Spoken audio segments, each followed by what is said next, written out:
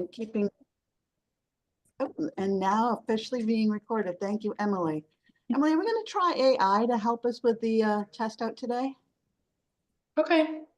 Yeah, we want to see if AI will help us record notes at all better. So as we're talking, say who you are and where you're from, so that we can see if that'll help us come up with a list a little bit better. And I'd like to get started so that people can zoom in and out as their schedules allow. So welcome to our Friday Zoom-ins for 250. I'm Karen Simmons. I head the Chester County Community Foundation, and also we're helping with the community mobilization and activation part of 250. So I would love some introductions, and how about who you are and where you're from? And then as far as I can see on this group, you know an awful lot about 250, so I'm not going to go into the details overall unless something comes up in our conversation. How about I just kind of keep that on the screen and we can see who's where. Hey, Bob Sheedy, how are you today? Good to see you. Good to see you too.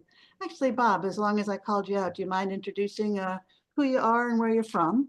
And then we'll turn back and do sort of what's going on for 250 in your part of town in a little bit, okay? Yeah, so I'm on the Kennett Township Historic Commission, so I'm a representative of sorts, and then we meet monthly to discuss the outcomes of some of these calls and planning in groups, and appreciate up the opportunity to interact and get ideas and find ways to collaborate. Glad you're here, sir. And Steve, how are you doing today?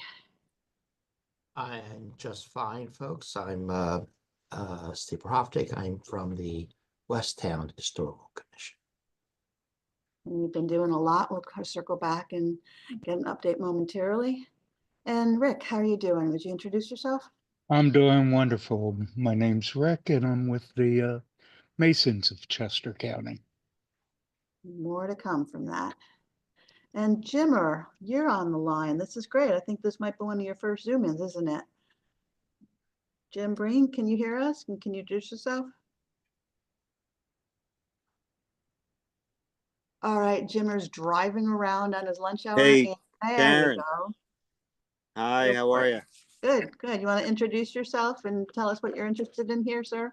Sure. As Karen mentioned, this is my first time joining the meeting. My name is Jimmer Breen, and I'm here on behalf of Westchester's Public Arts Commission, just to see if there's any space in the program for some great public art opportunities. Nice. D. Plum, could you introduce yourself, please?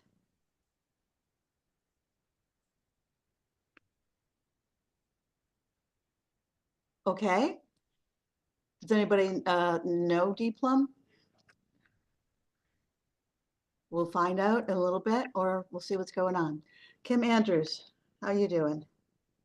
Hi, everybody. I'm Kim Andrews. I'm a facilitator now in Phoenixville with America 250. And right now I am the interim executive director at the Westchester Area Senior Center. So I'm a nonprofit arts and culture consultant primarily. So your first Zoom-in as well. Thank you very much, Kim. And Heather?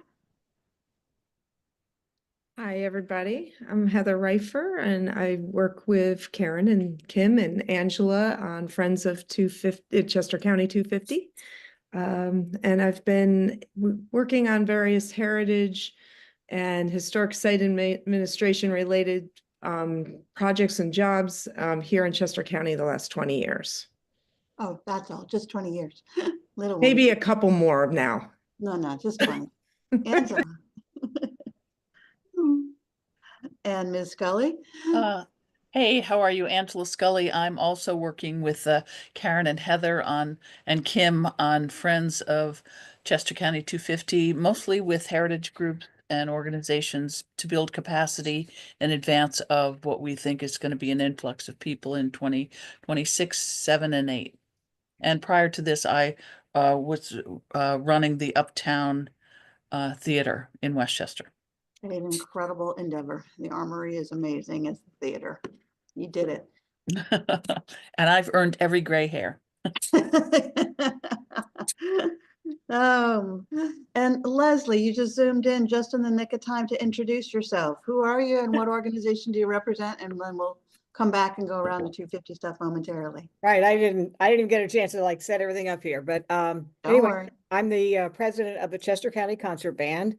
We are a large community concert band that we are located in Westchester, and we perform all over, and we would like to perform even more all over. So we do have one booking already for 2026.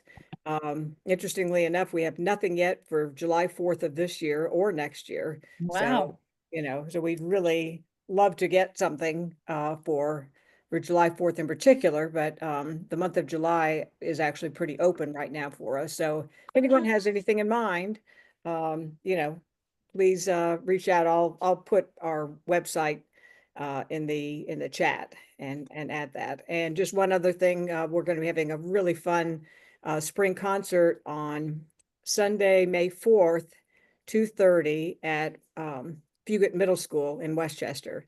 And it's road trip across America. So we're going to be making like 16 stops, starting in New York and ending in California, and just going all over, to different states and, playing different state themes or city themes, depending on, what it is. So it should be a lot of fun. So, and we always do a 50-50 raffle, and our beneficiary is always like a nonprofit organization that is kind of in keeping with our theme. So we're going to be having the Historic Car Club of Pennsylvania will be our beneficiary, and they're going to hopefully have, a few antique cars parked out front. It'd be cool if they could be inside, but obviously that's not going to happen. Don't do that. Yeah, but we're going to have all kinds of, really fun decor inside as well. So. All right, Leslie, since you just zoomed in, I actually am going to pump this a little bit more before we get some updates of what's going on with West Town and Kennett Township and the Masons for 250, and we'll talk about Westchester too. When I went last year to the Fugate, was it only last year, a year ago, to the Fugate? Yeah, it was just last year. Yeah, yep, spring I had on my 250 yeah. stuff, and yeah, what I was amazed at was a couple of things. One is it was a full auditorium. It was a sold out event. And the music, I wasn't amazed it was incredible, but I was delighted, because sometimes when you think of, concert bands, you're like, oh, what am I gonna, it was amazing. And the other thing is that so many of the people who are in the concert band are music teachers and educators. So they're adults who are volunteering to be in the concert band. Yeah, everyone's a volunteer, and we have many current music teachers as well as retired teachers, and lots of current and former students from like Westchester University, Temple University, things like that. So people come to be members of the band, they come from all over. So the quality was amazing, the camaraderie was amazing, and also the conductor was sort of like a great MC, because he would do the talkbacks to explain a little bit about what was coming up as well. So it wasn't sort of a stifled sort of, you have to pretend to understand the music. Yeah. it was approachable yet high quality and warm. Yeah. So when you say you want to do performances throughout and get booked, what things would I need? Like if I'm at Nixon Park, can you do something on our amphitheater stage? If I'm at historic at West Town, Oakbourne, can you perform at those places? Yes. As a matter of fact, I just wrote to Nixon Park earlier this week, didn't hear a thing. And I've also written to West Town about performing at Oakbourne. We had played there many. Okay, so just so in full knowledge, Steve, you're kind of connected with West Town and Oakbourne, and Bob, you're kind of connected with Nixon Park and Kennett. Yeah. Yeah. So what do you need in order to perform at the concert band? Basically the venue itself. I mean, of course, if it's a place we've not been before, sometimes I like to just check it out, make sure, that parking's okay, and the whatever the venue has enough space for the band. I mean, even though we have over 100 members of the band, typically most of our summer concerts we would have like 65 or so. So the only thing that we ask is that the venue provide chairs, folding chairs. And So then you we need bring- 65 folding chairs for and the that's, full yeah, that's concert. approximately, yep. So Leslie, what, the Pops is another group, Chester County Different. Pops? Yeah, Chesco Okay, just wanted to Pops is, clarify that yeah, for yeah, everyone. they are an orchestra. Okay, And they play pop music. I mean, we do pop music as well, and marches, and big band, Broadway, Mhm. a little bit of classical. I mean, we do kind of everything. And again, as Karen was mentioning, we try to keep our concerts really fun. We have a lot of sort of jokes or puns or whatever, as You're very our punny. introductions and that kind of You thing. are So, very punny, yes. yeah, probably too punny, but No, it's but punny. the audience, it comes to expect it, And so. it's a mixed audience, people of all ages. Mhm. Again, a lot of times it's just older folks, but this has all kinds of ages because the people on stage are also all kinds of ages, I think. Yeah, we have, I don't know if we have, I don't think we have any high school kids right now, but we do have College kids. college up through people in their 80s, Yeah. which is really wonderful to have everybody work together with So that. 65 folding chairs, does it have to be on a formal concert stage like Nixon Park does has an amphitheater? No, I mean, we can be anywhere. If we have to sit on grass, I mean, we can do it, although it's not as good because sometimes our chairs sort of sink into the ground Right. or the grass kind of absorbs some of our sound. Right. But sometimes if there's like a sort of a platform stage, for instance, like at East Goshen Park, the band is usually split. So we have like some of the people are on the platform and then others in front. So, we can be pretty creative how we do end up fitting. So, And you want something with shelter as far as the rain date? um, every group is different how they do that. Sometimes they actually pick a rain date ahead of time. And then sometimes there's a rain location. And then sometimes, like with Rose Tree Park, when we played there, if it's raining or threatening to rain, it's just canceled, which is always sad, but sometimes these things happen. Right. Um, And then what are the range of fees? How much does it cost?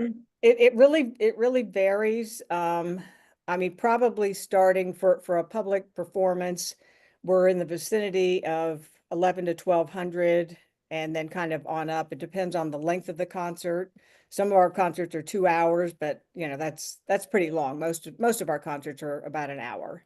And if it does go into sort of nighttime, like when we had been playing at Wilson Farm Park for the 4th of July, they have some lighting, but at the end of the night, when the fireworks are about to begin and stuff, we have to have lights too. So we have lights on poles and we have lights on our music stands and stuff. So, we bring everything, and we have a nice sound system as well for some venues that may not have a sound system. So yeah, we kind of come with everything. Wow. So, except for the chairs, that's about all that we do not have. So for anybody who's interested, the May 4th at Fugit on a Sunday at 2:30 in the afternoon, the road trip across America, we would urge them to come because they can really see and hear the concert band in action. Right. Go for it. And you can buy tickets at the door, or we also sell them ahead of time online. It doesn't cost any more to buy them online. About how much are tickets? It's only $10 for adults and $7 for seniors and students, and then children under 12 are free. So it's pretty inexpensive for, and that's only for our concerts, like at our fall and our spring concert. All the other ones, as of right now, every other concert is free for the audience. All of our summer concerts and holiday concerts. So if there's people who are thinking about booking you for the 26, 27 year, especially for the 250 and Songs of Freedom, Independence, you would have a special lineup of things like that? How are you getting Yeah, I ready mean, for that? we're already planning on our spring concert for next year, 2026, to be heavily patriotic. So then a lot of that music will just kind of go right on into the summer. I mean, not, we're not gonna have every single thing, God bless America kind of stuff, but we will have a combination of things, but we will have definitely a little bit more patriotic than possibly we normally would. So it will be a true red, white, and blue concert. I mean, even this one, Road Trip Across America, It is. You can put we'll a have 250 logo on that one. Come on, Em. So, Yeah, yeah, so we'll have some patriotic things for this concert as well. okay. Are there any other questions I didn't think to ask Leslie that can help give information for people who are interested in considering concert bands during 2026? Well, one thing I do want to give is a shout out to Uptown, just there last night for a concert, great location. But a lot of people don't realize that is directly across from the Westchester Historic Society's building. The Chester County History Center is its That's, new yeah, I name always now. get that name wrong. So the I Chester know, County they History changed it Center, on you, Bob. Yeah, which is, again, could talk all day about the wonderful thing they do in that group. But if you're tying, that group together with a music venue, they're right across the street from each other. You could potentially put both of them together on one event. Well, they have done that in the past and will continue to do that. And And also across the street is the old Athenaeum, which was used as an Yes. opera house. right, Yep. right. And as we, what, Bob, as we're doing the community convenings, Kennett and Westchester are the first two that we're starting at next month. So we got some partnerships that are coming up. Yeah, good. Okay. Interesting. Because I Well- think these connections are so valuable and hopefully will have a long-term impact. Yeah. I'm wondering, we got Kennett, we got Westchester, we have Westtown, and Dave Plummer, you're Chad's Ford, no, Hank, you're Chad's Ford. And Dave, where are you from? I didn't get that before.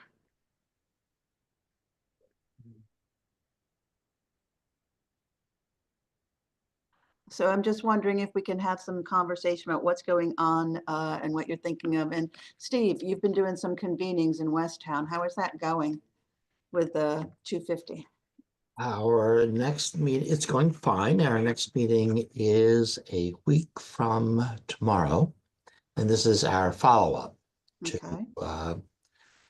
the initial meeting that we had. And at this meeting, we plan to have people start considering what if they would like to participate in a steering committee, because what we're looking for is a small cadre of people who can communicate back to their groups. So for example, if a church or the school system is participating, we'd like to have one person, which can be rotated, who will communicate back between us and the group, because everybody's time is precious, and neither can we accommodate meetings of 200 people. So we're trying to structure something that will enable us to communicate back to these various groups, including other commissions, for example. So I think I mentioned this example before. Many of our township commissions have all sorts of awards and events and things that happen throughout the year. So we're asking that they consider, for example, one of them has a photography contest. So we're suggesting that they come up with a version of that contest that is appropriate for PA 250. And so maybe their entire group would work on that sort of thing, but only one person would communicate back and forth with us as to how we would coordinate this with what else we're doing. So other ideas and what kind of folks are coming to their meetings? What constituent groups are represented? We invited all the various commissions. We invited some of the businesses. We invited business and landowners, for example. The fellow who owns several businesses in the township, including the Amish market out on which people probably know about on Route 202, is a very strong participant. Hmm. And we had the director of the school district come in. I'm expecting representatives from the Westtown School. So we've also invited churches to attend. So two of the churches sent larger churches with large congregations. One in particular has a congregation of, I think, about 1,700 members. They're very active in the community. So and they put on weekly lectures, for example, in their facilities that are free to the public. So that's the kind of thing that we think that we can cooperate with. And so in the idea there is that since Westtown is not a township with a central city, we have no main street. We're not a parade and fireworks place, but we've got a lot of history. So what we want to do is we want to take advantage of all the various organizations in the township that already have things that they normally plan throughout the year to coordinate, and in that way inform the residents as to what's going on a monthly basis next year. So that's what we're hoping to accomplish. Okay, Mm-hmm. thank you. It's keep moving forward, which is terrific. Yeah, yeah. Rick, what do you have going on with the Masons these days? Statewide, we're in the process of changing leadership.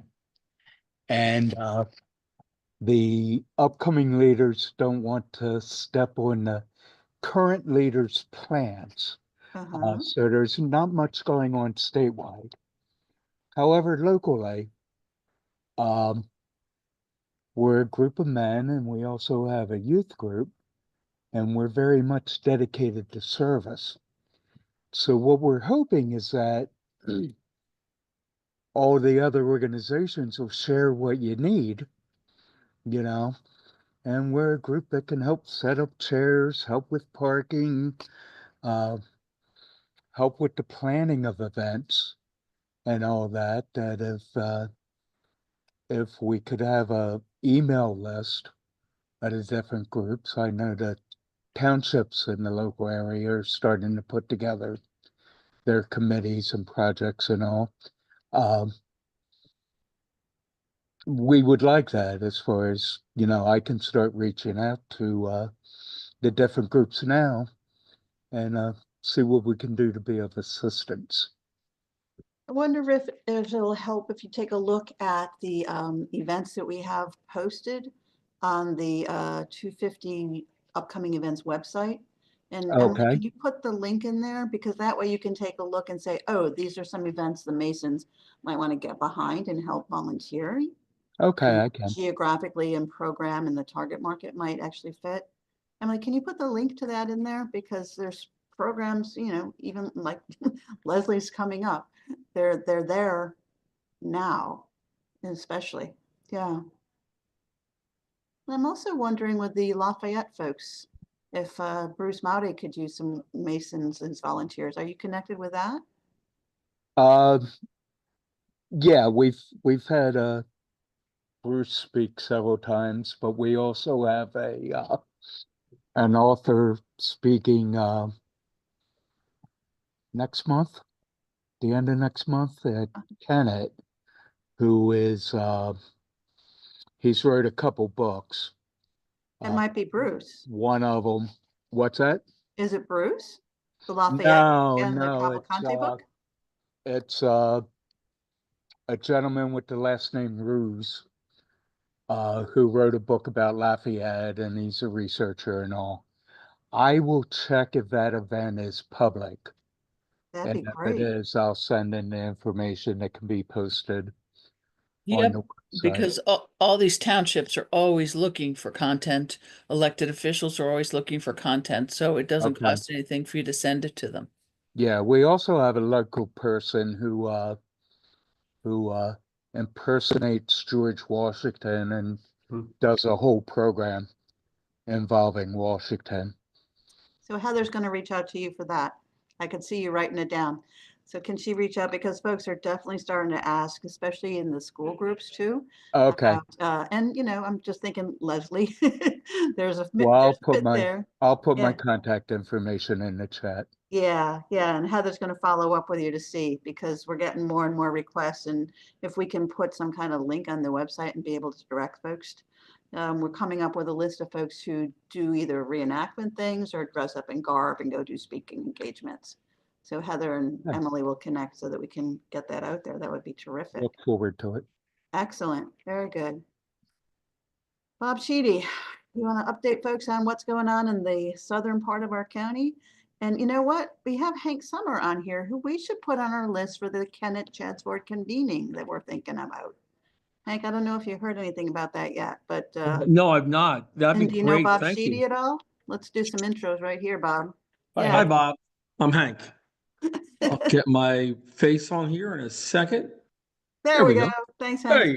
Hey. Yep. I just added add Hank Summer to the Kennett convening list. So Bob, why don't you give an update if you don't mind?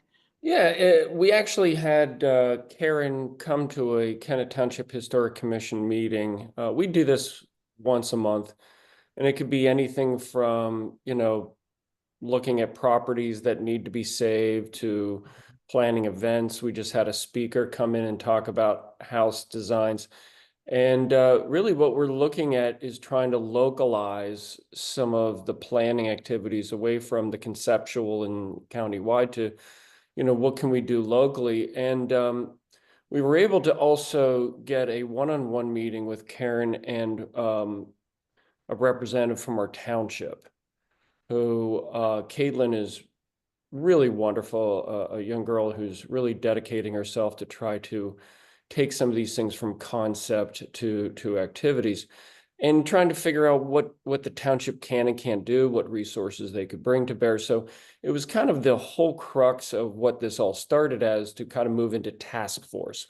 But we're kind of, it's great that, and thank you, Karen, for taking time out to kind of present to our township and present to our commission how we can do that. And I think one of the big takeaways is we're able to kind of brainstorm a pretty broad list, everything from people in political office to people in our YMCA, people in our commercial operations like Longwood Gardens, that we're we're going to reach out to them and say, listen, this is coming, and you're probably going to do your own thing, and this person's going to do their own thing. But if we coordinate, communicate, and that's nothing but a good thing.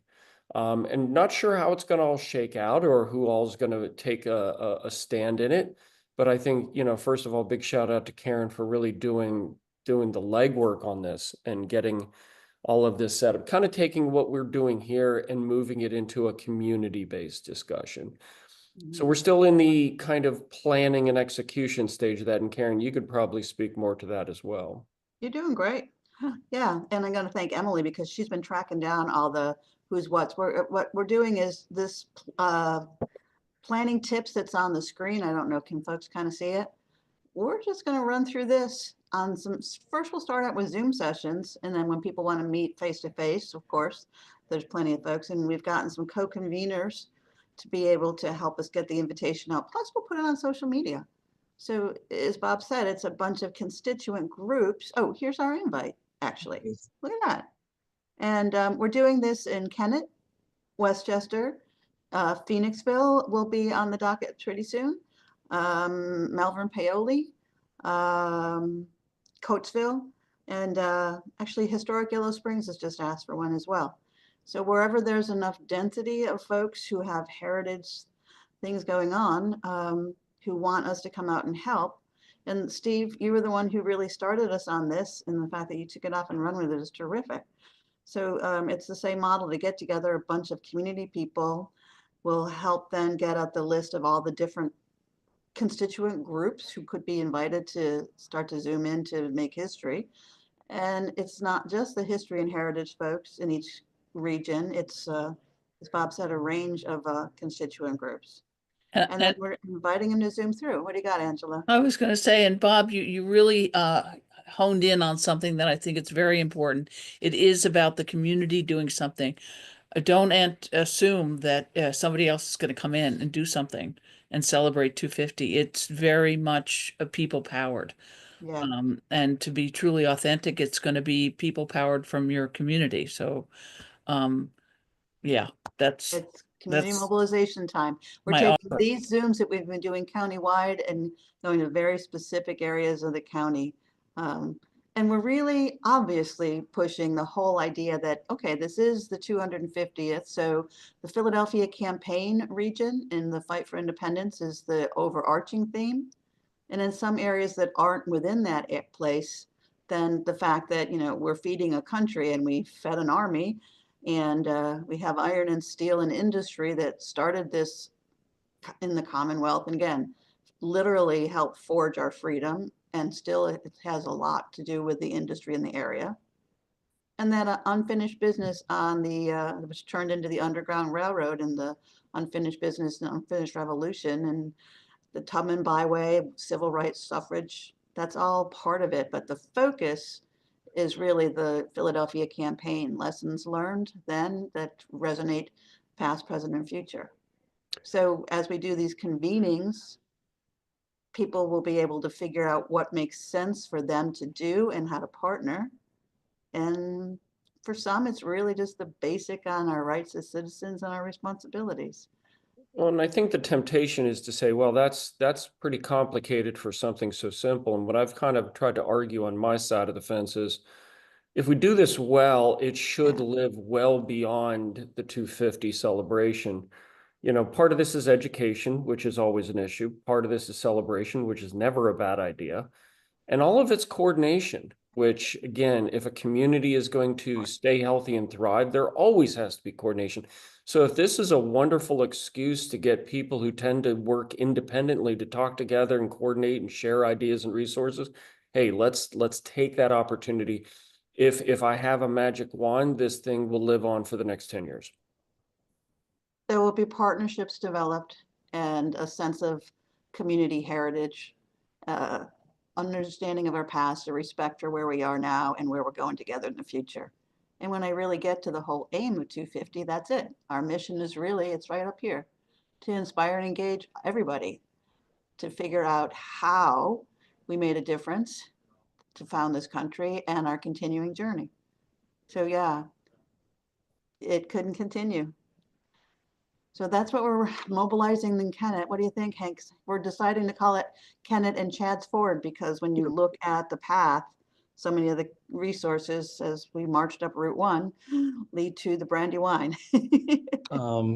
Yeah, so just to piggyback on the last comments, we've been sort of in the position, much like Westtown, but a whole lot smaller, of not having a main street or a main area. We're sort of on 1 and 202, and you have to work your way in to Yeah. get to our township.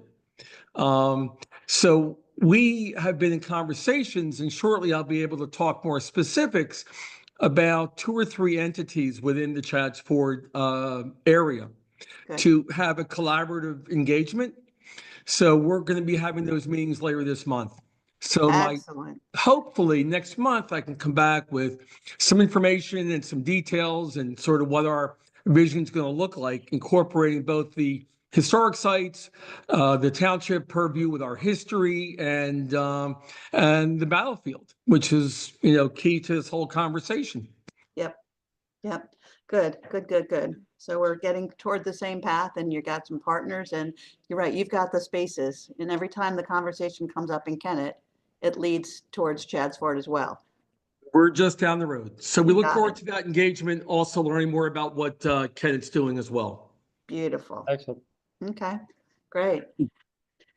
And I see Dan Campbell just zoomed in. Hey, Dan, how are you? Once again, I went past Strode's Mill, back and forth today. It looks gorgeous. Thank you. I was just working on some drawings for the new trail that's going to be there.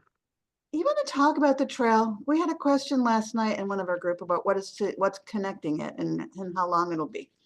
Would you mind introducing to the group what you've been doing over at Strode's Mill?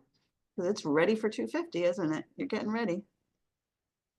I think they're trying to aim for that target date. They have a civil engineering firm that's designed a trail there.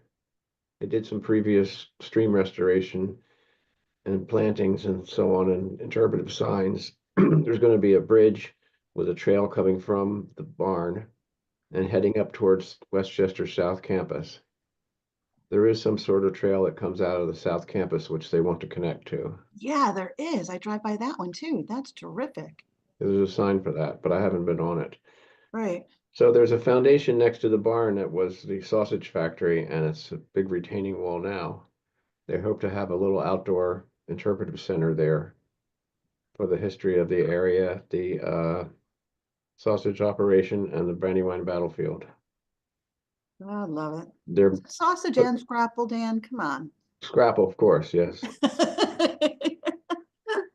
They so Rich Pfeiffer from East Bradford Township has been very instrumental in getting a lot of grants for that effort, on the outdoor effort.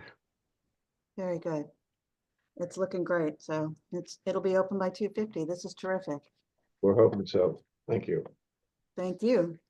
Now, Kim Andrews is on here because she's going to be helping us mobilize Phoenixville. And I also see from Phoenixville, Bob Trait, I'm guessing with the Colonial behind you, you're going to talk about Phoenixville, right? And this is your first Zoom in for 250. So we're new to you. What do you know about 250? And we got to have you meet Kim, by the way, and all of us.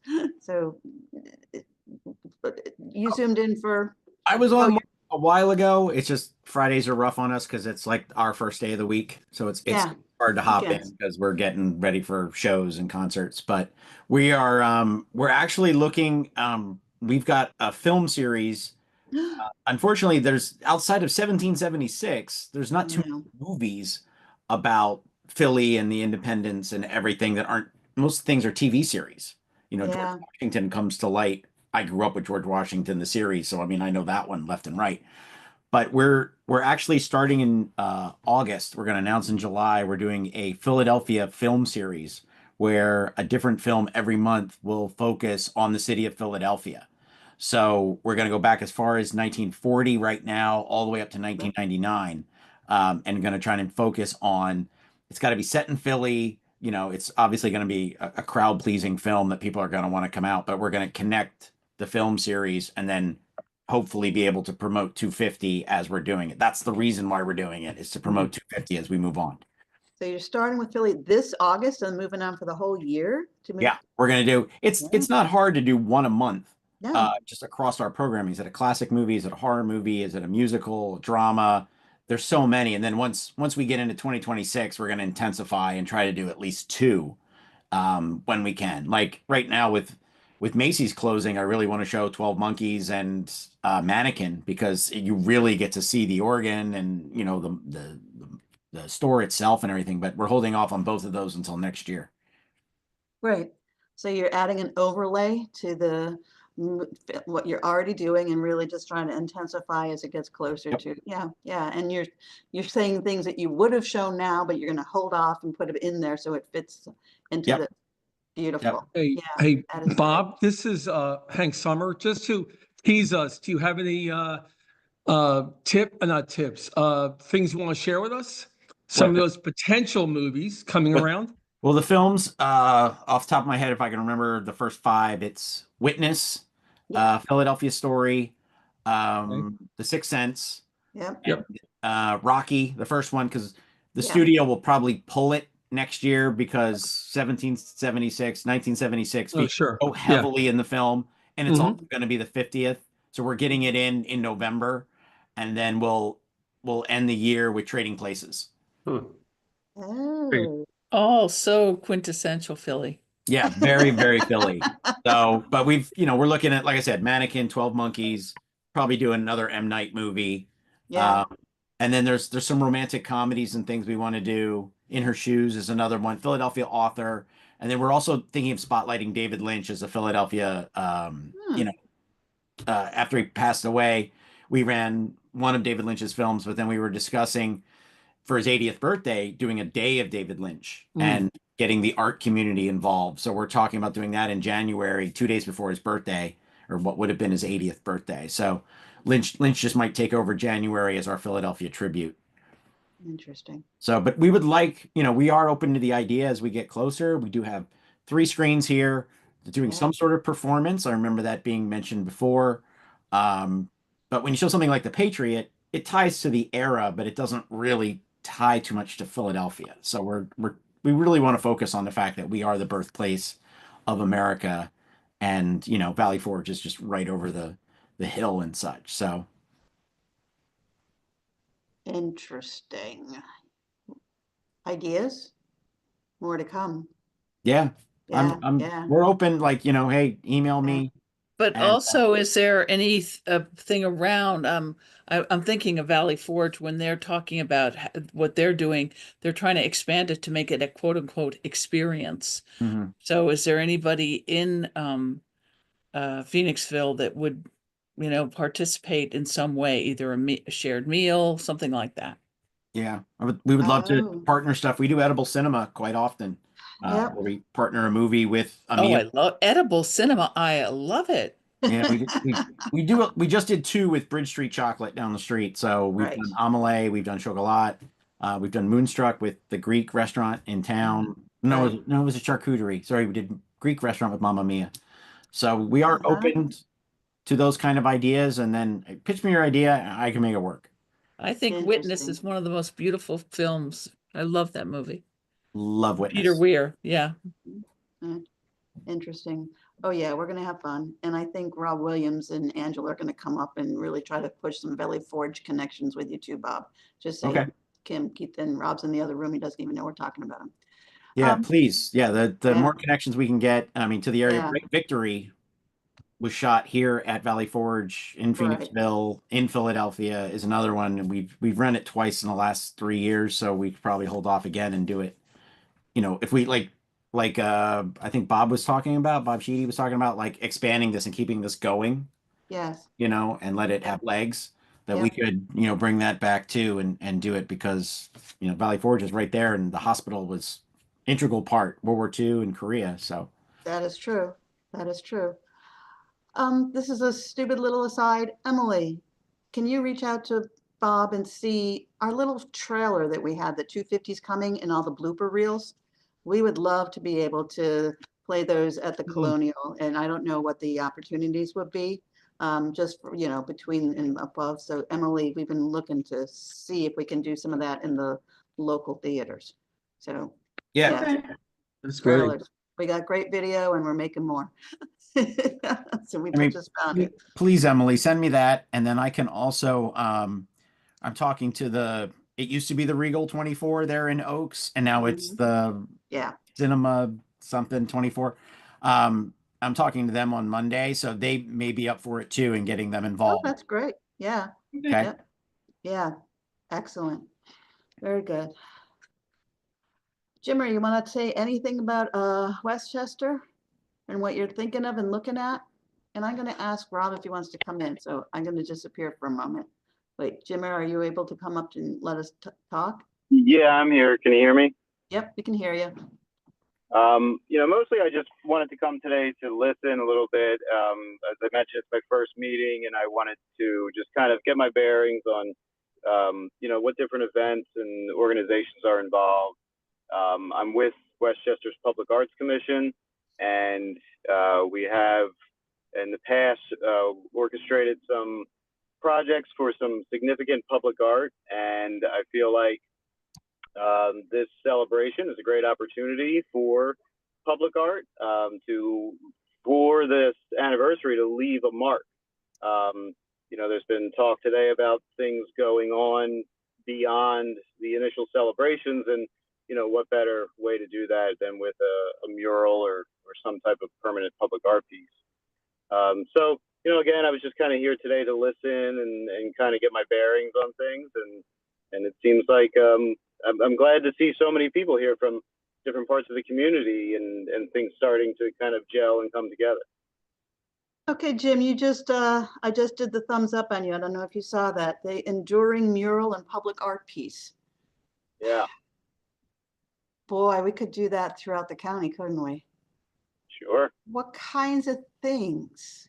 Come on, artists here. I mean, what kind of public art is Well, sort of What would it take to do something that would be a great public art piece throughout the county? Well, I can tell you the Public Arts Commission has made a little progress on developing a project that utilizes some historic photographs. We've been working with the History Center and got access to a really wonderful collection of photos of folks on the street. They're very candid shots. They were taken in the 19th century, so they're not quite 1776, but they do have this vibe of historic photos. Mm-hmm. And what I really appreciate about them is that they just show average people who aren't even really out to have their photo taken. So it's a very relatable, very good representation of the community and just everyday life. So a mural could be created simply from these photos. And there's different ways to do it. You could have the photo painted onto the wall. You could have the photo printed on vinyl and then mounted onto the wall. There's different techniques and avenues depending on the wall and the budget and, the 1,000 other factors that come into play. I tell you what comes to my mind when you speak is one of the things we talked about with the township is how do we get the younger generations involved in this kind of discussion? We talk you have one of these seminars and lectures and, you don't have anybody under a certain age. So we talked about doing readings in the school, which came up in one of these groups. I see it as a great opportunity to kind of partner with the schools to create public art projects that kids always love to get involved with. Either creating ideas that get selected or getting involved in the actual painting of some of these public works. The township could create a public blank space that would just be short-lived. I see it as an opportunity to maybe tie in the school systems. When I was at the Darlington Art Center, we did a totem. Mm-hmm. So we did bring Lincoln University in, and then they have a group of Lenni Lenape who came in, and the kids came and participated in the design of it, and not so much using the sharp tools, but they were helpful. So that whole concept of designing something. Because of course you could always have the clothesline exhibit and all of those things for young people, but I love the idea of something that's left behind. The lasting public art, that really resonates. And I have to say, the commissioners of Chester County are trying to figure out what they can help support that would have a lasting legacy. Mm-hmm. That doesn't cost a lot, let's be clear. Because we're also trying to do some, heritage site renovation for the heritage tourism. But I could see public art really, involving a lot of folks, a lot of constituent groups, and having that lasting message.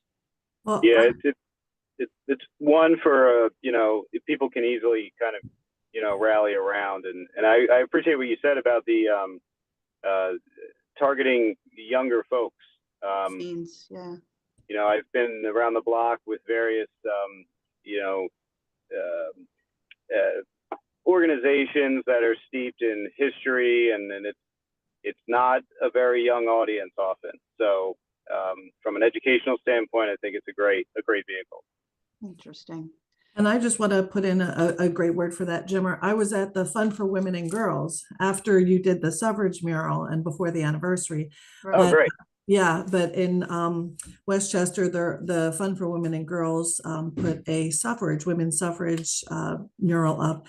And it not only is it's like a lot of women. I know women who take runs there on election day. People meet there because it's such a marker for women's voting rights, and that young people to testify for Jimmer's idea that young people loved it. We had lots of girls programs who wanted to meet there. We had Agnes Irwin School would take a tour of Westchester and they would go to the suffrage mural.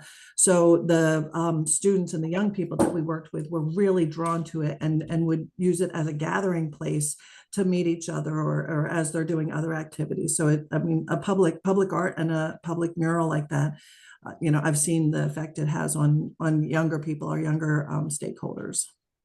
I think you all hit on a great idea. I would also add Longwood Gardens to that.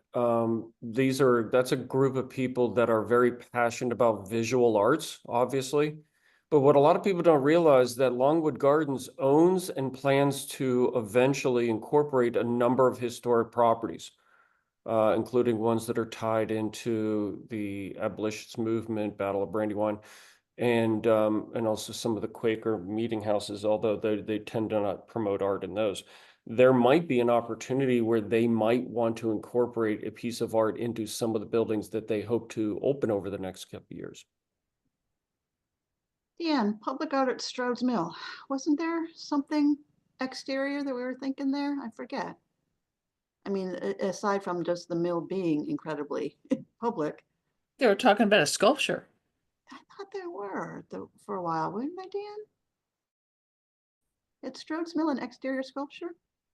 Interesting. They've got a little spot in the center of the courtyard for something with benches around it. Yeah, interesting. There was some talk of a cannon. But it's been a while, so I don't remember the details. Some rendition of Jamie Wyatt's pig painting seems appropriate for the setting. Be awesome. Oh, Jimmer. 3D version. Jimmer, go to Chad's board. Go to Hank's. Come on, Hank. Yes, Put there was public a- art on the side of Hank's. Yes, That's yes. Mr. Summer. I believe there was a pig weather vane on the top of it at one time. Interesting. All right, I just wrote down some names for a countywide public arts thing. So Jimmer, you might have and I know Colonial, I mean, there's some great public art in Phoenixville, and who's in charge of the murals in Phoenixville, and Oxford, we know who's in charge of the murals in Oxford, and even Bob with in Kennett in the library, the public art they put on the side because they had to displace some. Yeah, yeah. Jimmer, I'm glad you're here. Interesting. Great. Thank you. All right, we got 5 more minutes, and you got some great ideas to share. And Chaz Wargo, I saw you just zoom in, and I know that we're almost done. Do you have anything you wanted to share, or you were just kind of listening in for the last few minutes? Chaz? Going. I couldn't find my unmute. Sorry. Yeah, I just kind of wanted to listen. I've tried to be on these things about 3 different times. And I'm glad I finally got on today. I'm sorry I'm late. I'm with St. David's Church. Our church stems back to 1700. So we have a number of Revolutionary War soldiers in our cemetery, about 25 of them. And we think we're going to focus on that and provide some information about that and some other things. We do speaker series. We're going to have somebody come and talk about the Declaration of Independence and freedom of religion. We have a law professor coming. So we're excited about this 250. If I can make a recommendation, Please. if anybody has any connection to the city of Philadelphia, goose them a little bit so that they pay more attention to this thing, because I don't hear a lot of stuff coming out of Philadelphia. I do with Chester County, which is wonderful. You guys are fantastic. I do some with Delaware County. But thanks for having me in today. Chaz, I'm glad you can make it in, and if you want to stay after. Angela, do you do any work with what Chaz is talking about as far as you said which organization, Chaz, with the You're with St. David's Church. I'm with St. David's Church, which is in Radnor. I know it well. Oh, good. Okay. Hi, Angela. Hi, my art league used to meet there, and I've done a lot of thinking. plein air there. Your burial ground is really quite wonderful and historic, and people don't you've never been in the church there, the old church. It's a wonder. Yeah, the old church was built in 1715, but there was activity even before that. Our first burial in the cemetery was 1716, I think it was. But the connection that we have to the soldiers, I think, is important for us, and we're trying to emphasize that. We're going to have a tour of some sort. We're trying to put that together now with probably some sort of paper leaflet that'll be available, and then we'll try to use a QR code to allow information to be disseminated on on your telephone as well. In 1976, the church was pretty active, and they actually had docents for that celebration. We thought that was a lot of work for us. We're all volunteers, as you can imagine, and we didn't want to spend all our time putting the docents together. But we think if we do a pamphlet, that'll help. And there's some real history there. Anthony Wayne is the most noted individual that we have buried at the church, but there are a number of other officers and enlisted men that are involved. And then obviously some of the wives too, who had some sort of involvement in the Revolutionary War. So that's our focus, and that and the Declaration of Independence. The speaker we're having for the Declaration of Independence is really a premier individual. She's an expert in it, and she's What's her she's name? Emily Sneff. I knew you were going to say Emily? that. Oh, do you know her? Yeah, we were just going to talk about Emily. So what do you See, have her she's good. doing? What are you having her do? She's going to just do an explanation on the Declaration of Independence. Her background is marvelous, if anybody's Yeah, it interested is. in using her. And she's doing a number of readings around the area. I'm not sure where. We're not actually focused on July 4th primarily because we didn't want to be involved in that kind of schedule. We thought we'd be competing with too many other people. So I think she's doing it on the 16th.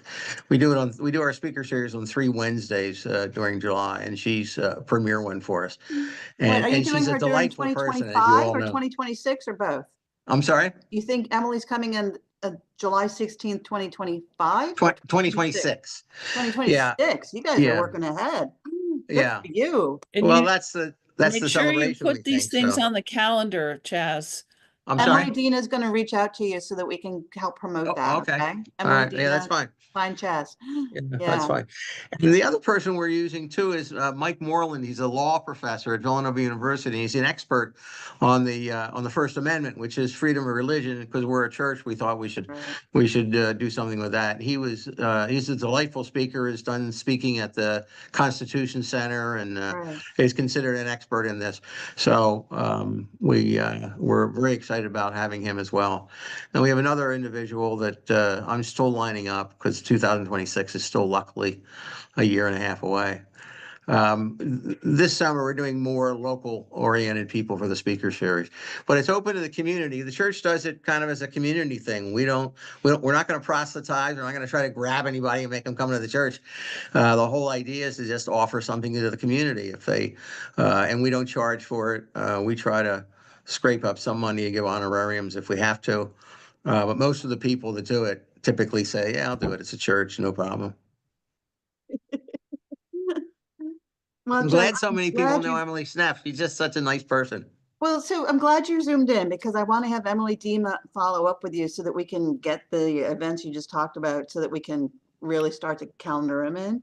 I suggest that she's probably very much in demand. Well, yeah, actually, we're going to send out information on Emily Neff to everybody.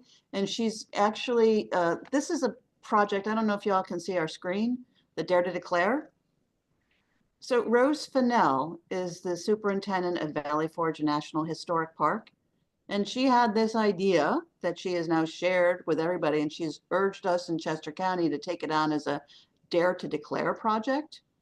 And the Montgomery County Convention and Visitors Bureau is taking on as a Houses of Declaration project.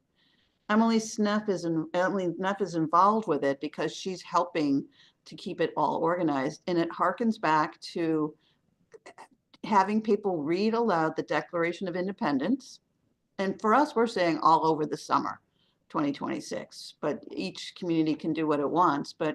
And at any different places, any place, whether it's a formal thing at a university or a theater or a library or an informal thing, family picnics, community picnics, historic sites, houses of declaration, parks, to be able to read the Declaration of Independence aloud and then talk about it.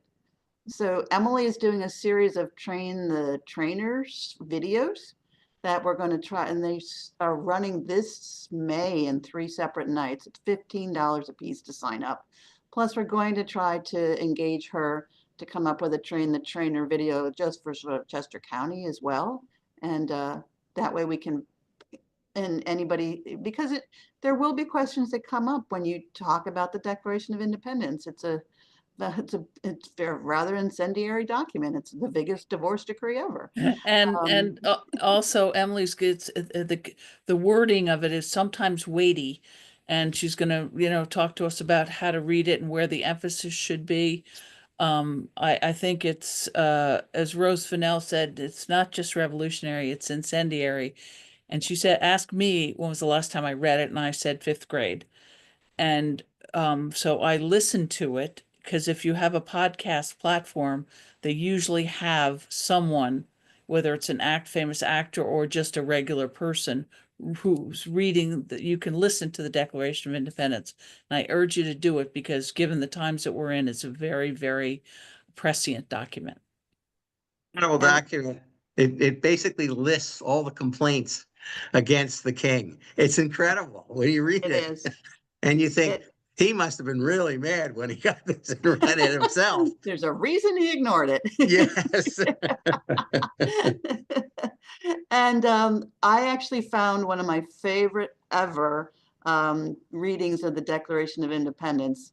And Emily, I don't know if you can grab it and put it in the chat link. It's also on our resource page, but it was done about a decade ago.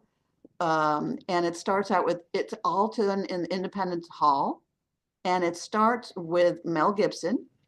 And they shift over to Whoopi Goldberg's in it and Michael Douglas. Has anybody seen that one?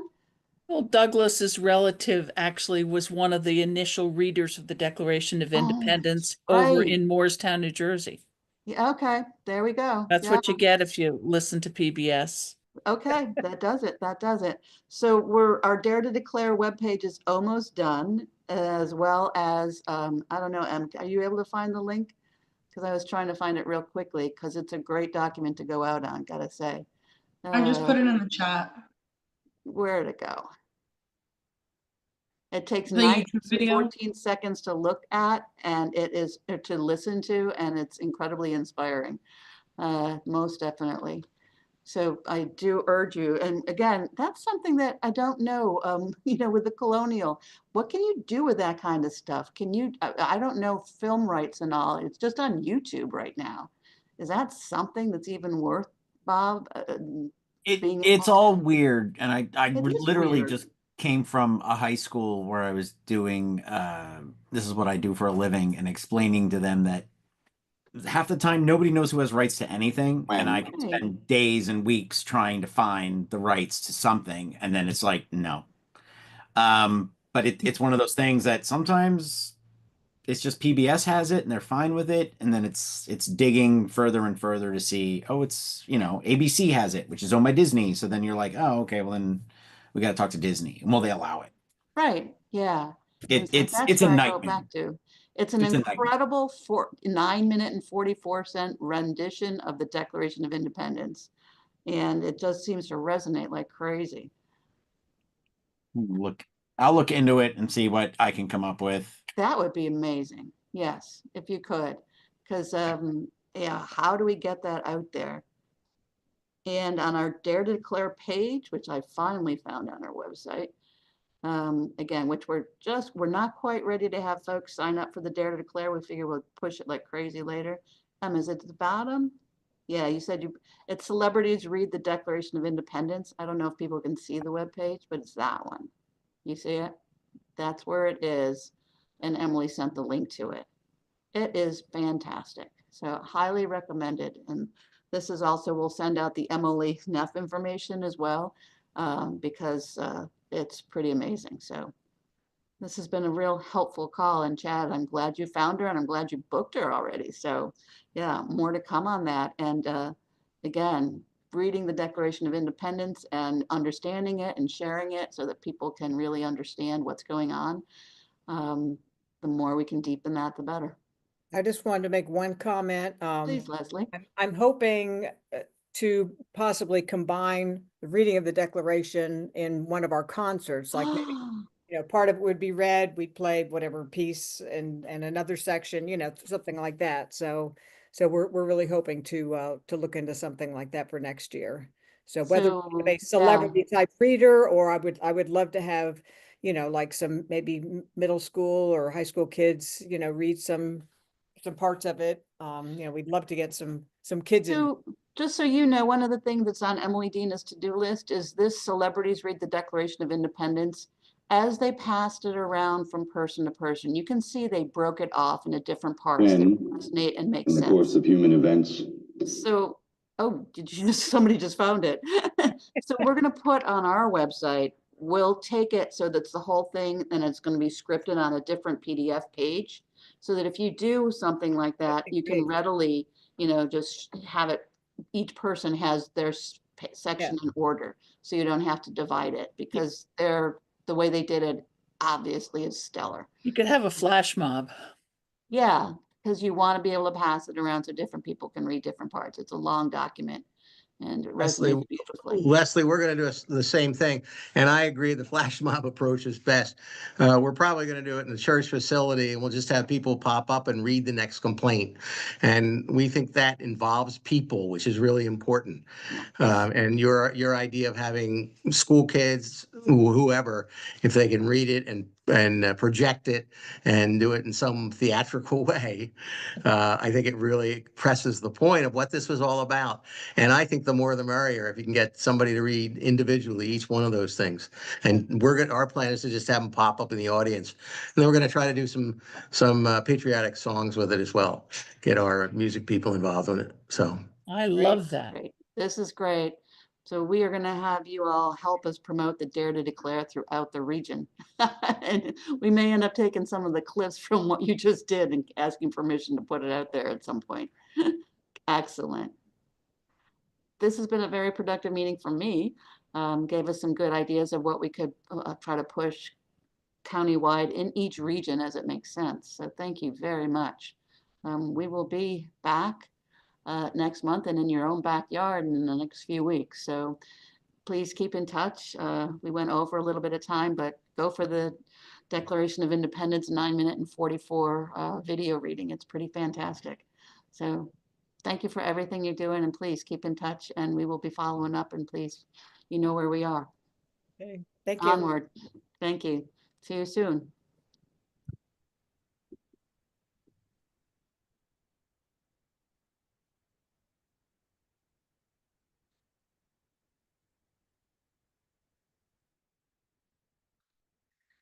Do you have some follow-up, Em? You okay with that? Yes. All right. Thank you very much. Yeah, I'll include the Emily Sneff. Do you just want the YouTube video of them reading, or do you want the Dare to Declare website going out in the follow-up email for the meeting? What do you think? Well, the website's not fully done yet, so I don't know if you want that going out to people. I would say it's okay because you're just kind of pushing out the idea. Okay. Yeah. And I would separate them so they have links on things too. Yeah. And then put that. Okay. All right. All right. Do you need anything else before your 1 o'clock? Or you're all set up in the conference room? You can make time fly. Do you need sandwiches or anything? There's one of the boys. I think we're good. The Thanks, others Em. were downstairs. Oh, okay. That's good. Worked great until they started showing up and yakking. Oh, that's why you guys got loud. All right. Thanks, Emily. Yeah.